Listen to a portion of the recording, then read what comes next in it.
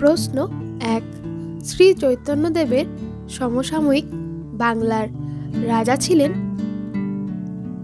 উত্তর ক অর্থাৎ আলাউদ্দিন হোসেন শাহ। প্রশ্ন ২। নিচের কোন সুলতান সিংহাসনে আরোহণ করার আগে দাস ছিলেন না? উত্তর গ অর্থাৎ আলাউদ্দিন খুলজি। প্রশ্ন ৩। নায়ঙ্করা প্রথা যে রাজ্যের সঙ্গে জড়িত ছিল? উত্তর ঘ অর্থাৎ বিজয়নগর রাজ্য। প্রশ্ন ৪। তরাইনে তৃতীয় যুদ্ধ কবে হয়? উত্তর গ অর্থাৎ 1216 খ্রিস্টাব্দে। প্রশ্ন ৫। তুর্কানি চাহিলগানির ক্ষমতাকে বিনষ্ট করেন? উত্তর ঘ অর্থাৎ গিয়াসউদ্দিন বলবন। প্রশ্ন ৬। আরবদের সিন্ধু বিজয়কে একটি নিষ্ফল বিজয় বলে মন্তব্য করেছেন? উত্তর গ অর্থাৎ স্ট্যানলি লেনপুল। প্রশ্ন ৭। সুলতান মাহমুদ সোমনাথ মন্দির লুণ্ঠন করেন?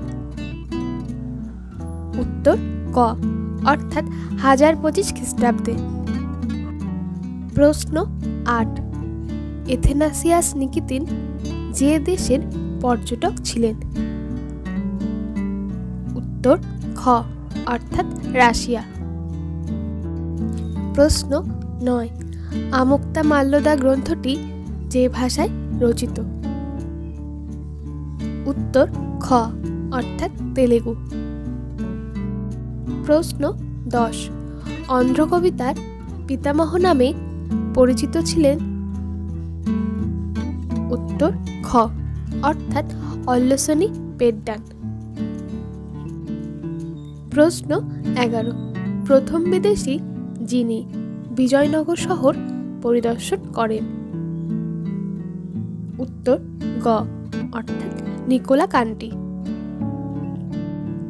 প্রশ্ন ১২।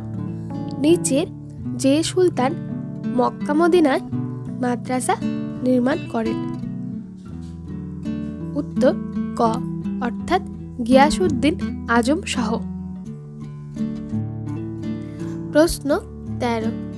দিল্লি হনুজ দুরস্ত এই উক্তিটি কার?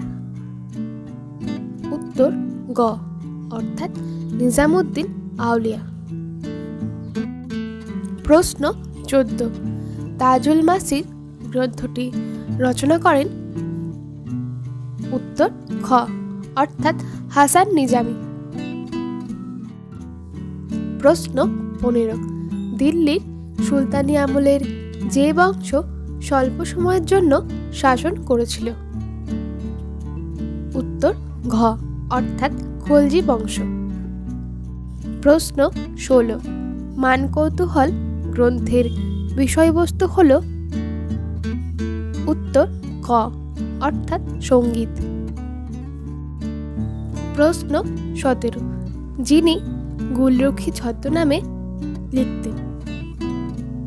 উত্তর খ অর্থাৎ সিকান্দার লোদি। প্রশ্ন ১৮।